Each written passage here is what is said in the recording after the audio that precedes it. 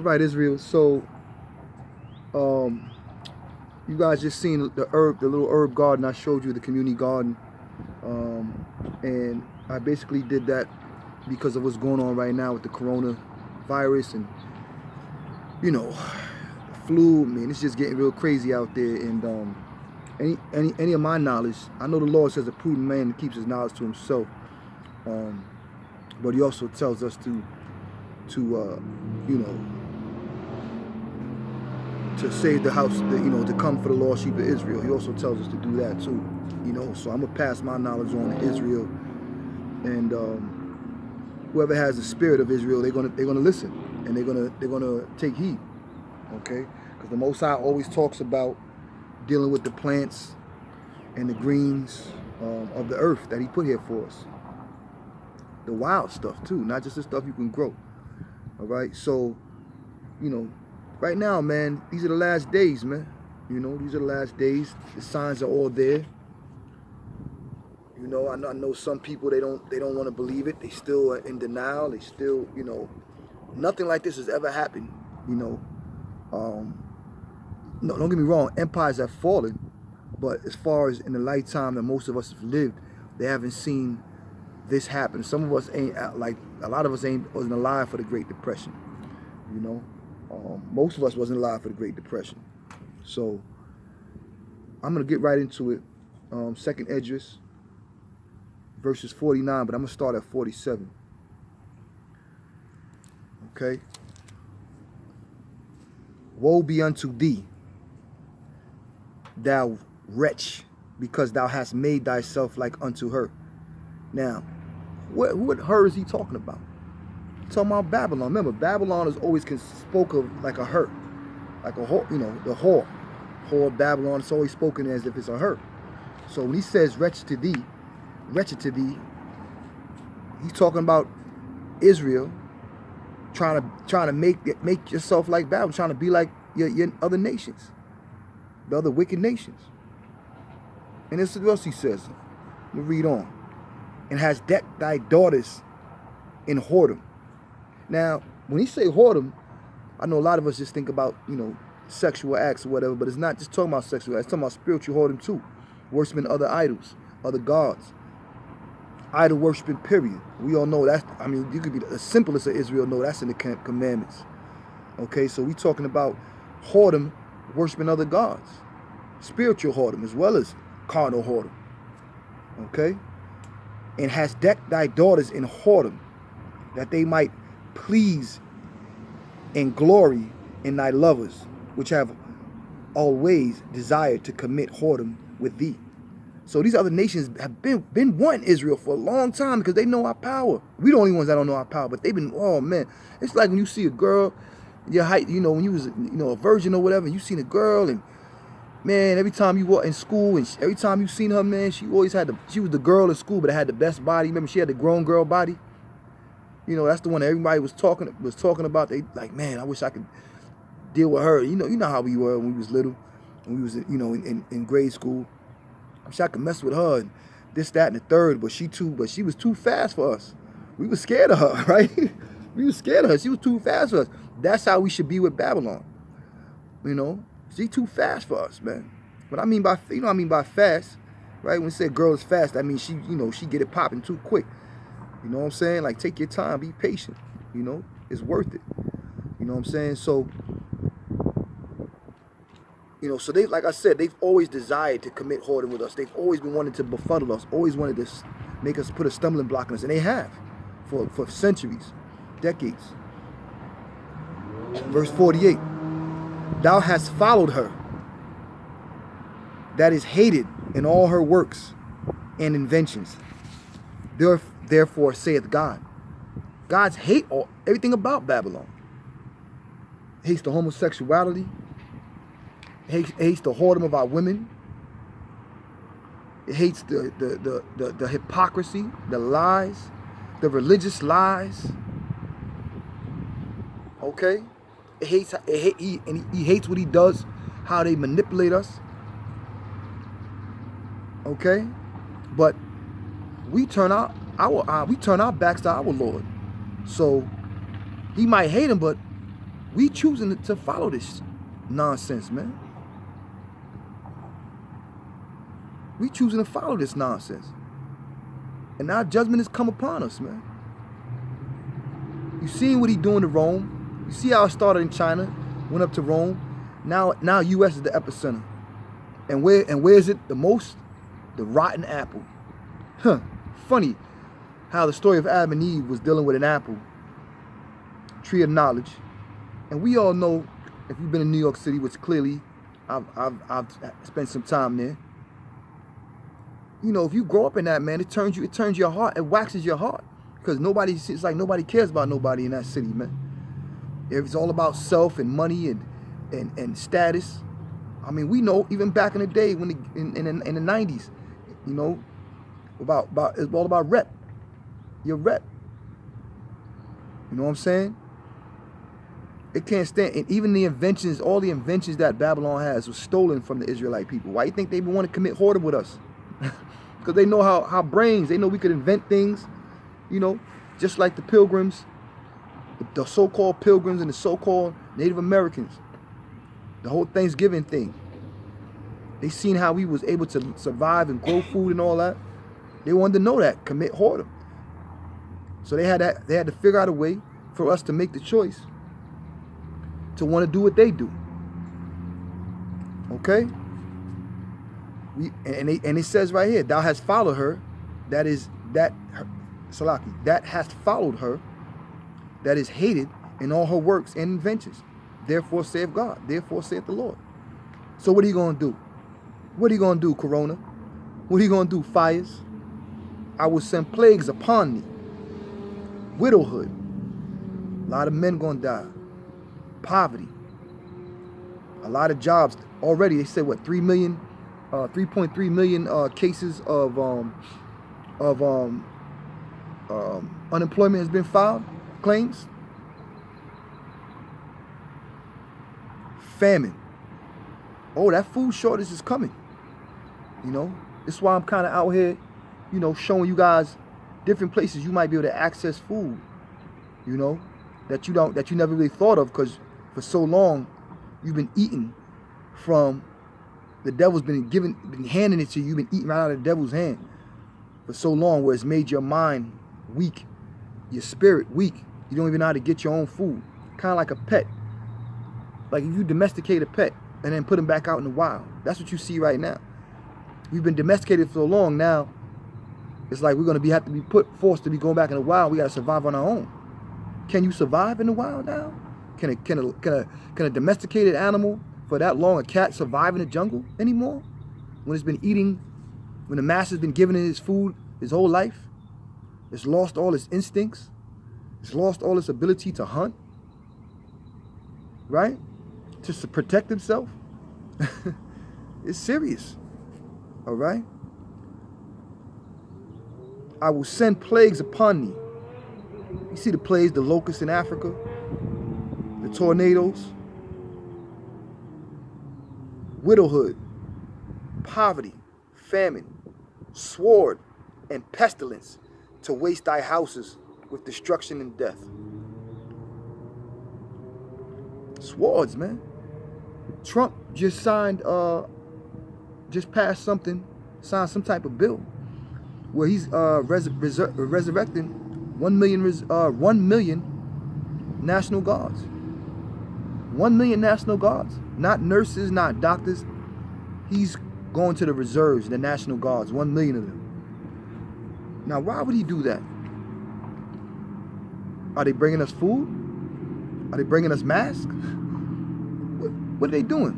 Why would he have to resurrect all those people? All those 1 million of them. Armed National Guards. It's in the paper. Read about it, man. You like to read. To waste the houses in destruction and death. And the glory of thy power shall be dried up as a flower. When the heat shall arise, is sent over thee. Babylon is falling, man. Babylon is falling. And if you down with it, you going with it. It's just that simple. You going with it. Thou shalt be weakened as a poor woman with stripes, and as one chastised with wounds, so that thy mighty and lovers shall not be able to receive thee. I mean, that's, to me, that's self-explanatory, but I mean, to edify y'all, I mean, you see it. He's saying he hates Babylon. Most High hates Babylon. He hates the spirit of Babylon. He hates the whoredom of Babylon, the gluttony, the greed. He can't stand it. It gotta go. It's been too long. And then not only that, but you had all his chosen people participating in that nonsense. And those who continue to choose and continue to participate in it, they're gonna go down with it. God? All right, so we're going to go to the next scripture. I'm going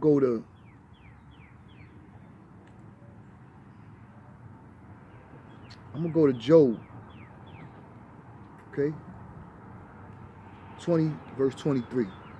Right? You know what? We're going to stick in Esdras. Since we in Esdras, we're going to stick in Esdras, matter of fact. I'm going to go to 2nd Esdras. Chapter 6, verse 8. Verse 8. 8 through 19.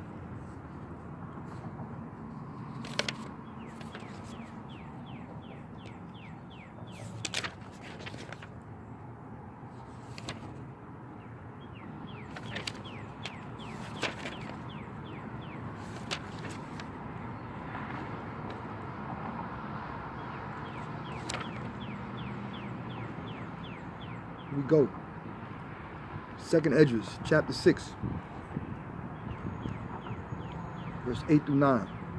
And he said unto me, from Abraham unto Isaac, when Jacob and Esau were born of him, Jacob's hand held first the heel of Esau. You see? He said, Jacob's hand held the heel of Esau, dragging him down. For Esau is the end of the world, and Jacob is the beginning of it that followeth. See, a lot of people, when they think of the world's going to end, they think about the earth blowing up. Most High ain't going to blow up the earth. He's not going to, it's not the earth. It's not the earth didn't do nothing to him. The planet itself, the oceans, the seas, they didn't do nothing to Most High. They doing what they supposed to do, following the Lord. They following the scriptures. The earth is following the scriptures.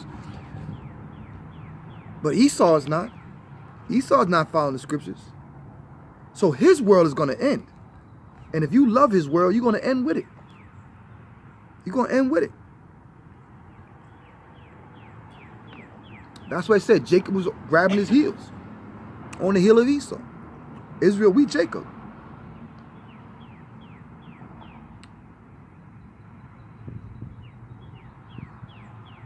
Okay, so Israel, my question to you is this. Are you ready to rule? Are you ready to take over? Are you ready to organize, order, discipline? Are you ready to rule in righteousness?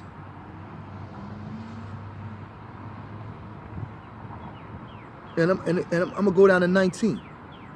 And will begin to make inquisitions of them.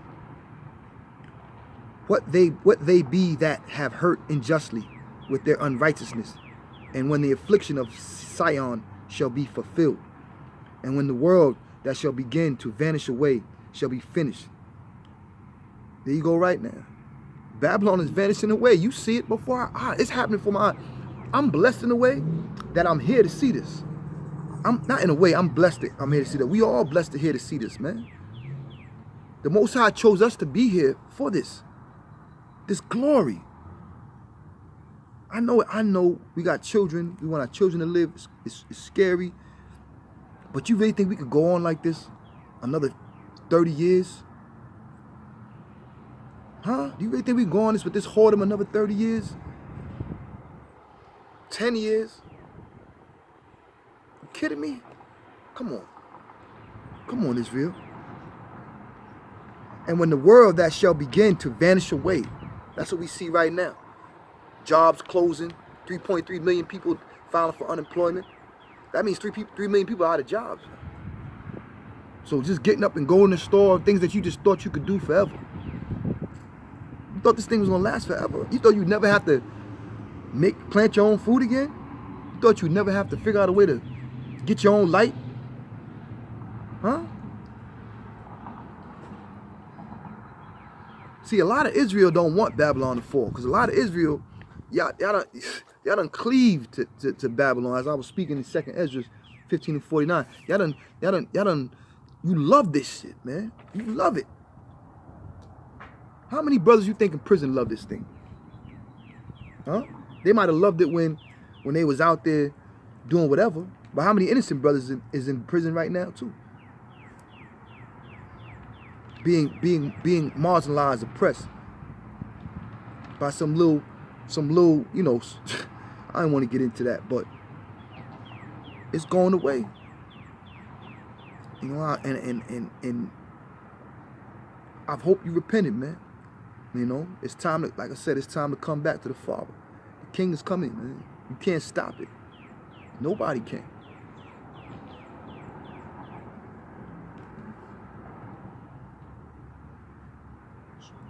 And when the world that shall begin to vanish away shall be finished,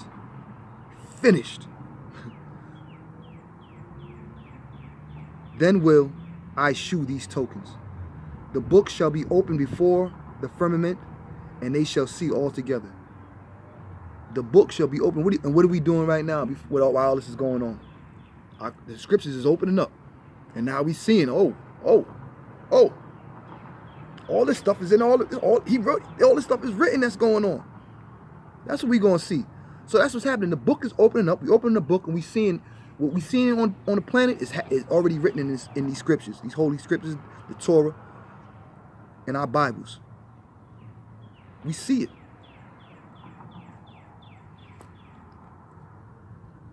And the children of the year old shall speak with their voices. The women with child shall bring forth untimely children of 3 or 4 months old, and they shall live and be raised up. You know, what type of premature, that sounds like premature birth, right? When do women have premature births? During what kind of times? High stress, a lot of anxiety, a lot of stress. That's what's coming to you, daughters of Zion. Stress. Especially if you was an independent, I'm a career-driven woman. It's not about this, that. I'm a single mother. Especially if you on that tip, if you on the Babylon route, if you don't cleave to Babylon, you done had laid down in the bed and had spiritual whoredom with Babylon, especially then. But the Most High gonna look out for the children, because it's not their fault. He said 3-4 months you gonna pop them out, and they gonna live. They gonna live. That's crazy. A lot of that, some of their bodies ain't even developed. But there's gonna be some type of evolution from this. We're gonna evolve physically. Okay? It's gonna be something's gonna realize that it has to live quicker. It's something quicker. Remember how we were saying that a lot of people were saying, man, time seems like it's going fast. Time seems like it's speeded up. Well, this is one of the evolution processes of the human body. Women gonna start having babies 3 to 4 months. So much stress, you can't even keep the baby in. The baby got to get out. It's so stressful inside. Untimely children of 3 or 4 months old, and they shall live and be raised up.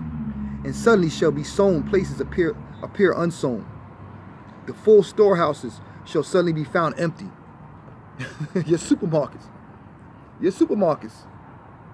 that were full of food. You just went in there, you seen so much food, you had no worries. You go to the supermarket, you ain't talking about food, you talking about something else. Matter of fact, how many conversations do we actually even talk about food throughout the day? We don't. Because it's always there. We don't talk about how we're gonna get our next meal. See, that's when life gets real. When you start talking about when you get your next meal, that's serious. But we ain't there yet. A lot of us are still in folly right now. Spiritual whoredom with Babylon has made us lazy, complacent, vain, arrogant, downright selfish. You know how I know this? Because I used to be one. That's how I know.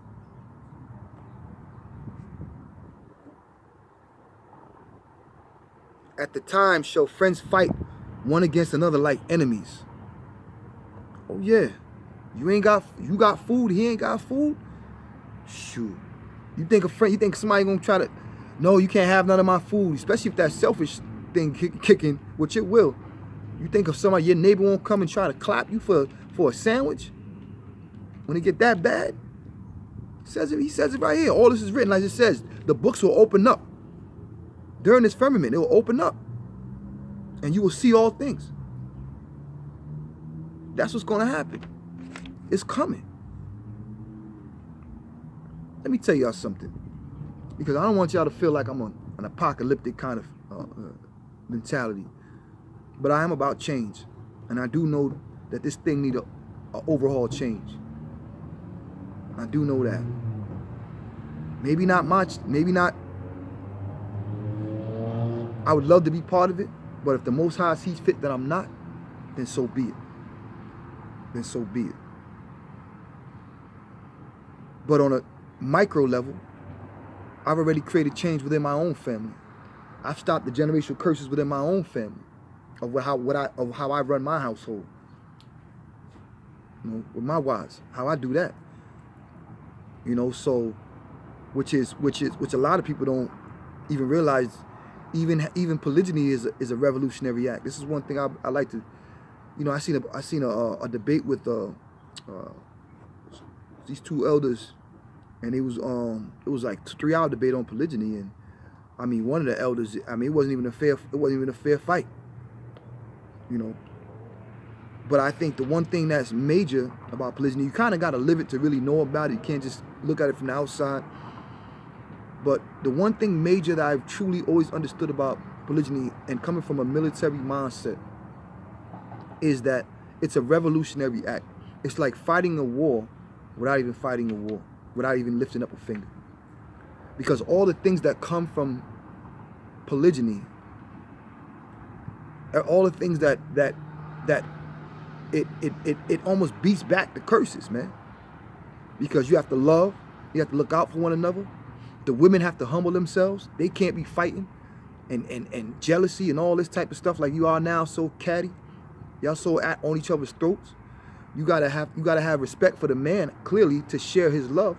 There has to be some sort of respect for him. So he knows that he's in a place, he's in a leadership.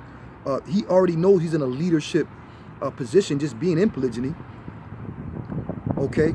The disagreements that y'all have, there's always another witness there to help hash out any disagreements. You know, the way you raise the children, there's always someone there to help with the children so the women don't get stressed out. A lot of time, listen, you women that don't like polygyny is really for the women. It's for you. Are you kidding me? You know how I mean? Stressed out baby mothers they are. Mothers, period. Got 3 or 4 kids. The husband go to work. They sit home raising the kids. The kids grow up crazy. Because just because he has the husband, just because the man is in the home, don't mean he raising the kids. Don't mean he's disciplined and all that. He's just trying to make that money. But I mean, any man at home is better than no man. You know, so I can't even say that. But that's the truth, though. G.o.Y, we don't lie. You know, so I'm gonna read one more verse, and that's gonna be it for today. We still in chapter 6. We're gonna go in verse 22. We're gonna go there. We're gonna go to verse 23. 22 or 23.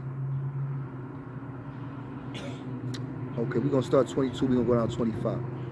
And suddenly shall be sown places appear unsown. Things that look like they were there, now they all chaos. The full storehouses shall suddenly be found empty. Man, I went in Walmart the other day, no meat. No meat. Aldi's, no meat. Barren. And you think you're so used to things just coming easy. It's coming easy. You gotta struggle a little bit.